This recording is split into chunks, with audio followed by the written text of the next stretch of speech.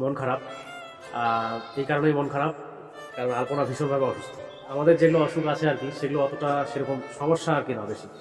তার মানে জ্বর সর্দি এগুলো তো কমন ব্যাপার, কিন্তু ওর যে ইউএসজি রিপোর্ট করিয়েছিলাম, সেই রিপোর্টটাতে তো তোমাদের এসছিল হচ্ছে ওর গল ব্লাডারে স্টোন। সেটা ঠিক আছে। আর পরে আবার আমরা ব্লাড টেস্ট করিয়েছিলাম।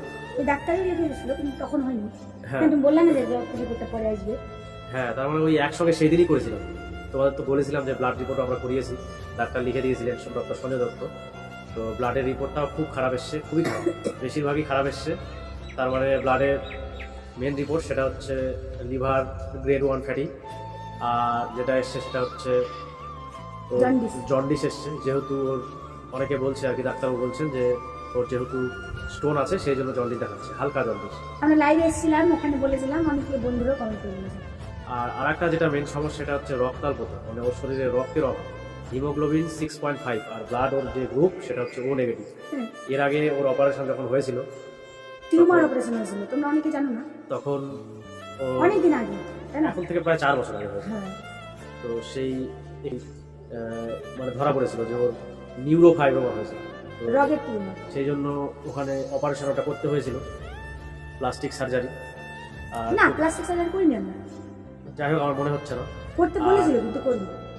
আর খুব সেন্সিটিভ আর কি জায়গায় অপারেশন হয়েছিল, ইউটেরাস টিউমার ছিল। আর এখন যেটা ওর সমস্যা সেটা হচ্ছে রক্তে হিমোগ্লোবিনের পরিমাণটা খুবই কম, 6.5। আমরা ডাক্তারবাবুকে বললাম, ডাক্তারবাবু বললো যে অত ঘাবড়ানোর কিছু না, শারীরিক সমস্যার জন্য অনেক সময় রক্ত কমে যায় শরীরে ঠিকঠাক খাওয়া দাওয়া, ঠিকঠাক ফল খেতে হবে, মানে যেগুলো যেগুলো ফল খেতে বলেছে, যেমন বেদানা খুব করে খেতে বলেছে, আর খেতে বলেছে হচ্ছে বিট, আর সেই সঙ্গে খেতে বলেছে মোচা, থোর, কলা, মানে ফল বেশি বেশি করে খেতে বলেছে। তাহলে বলছে যে 2 মাস 3 মাসের মধ্যে মোটামুটি 8, 8, 9 উপরে চলে আসবে। আর কিছু ওষুধ দিয়েছে, সেগুলো ওষুধ চলছে ওর।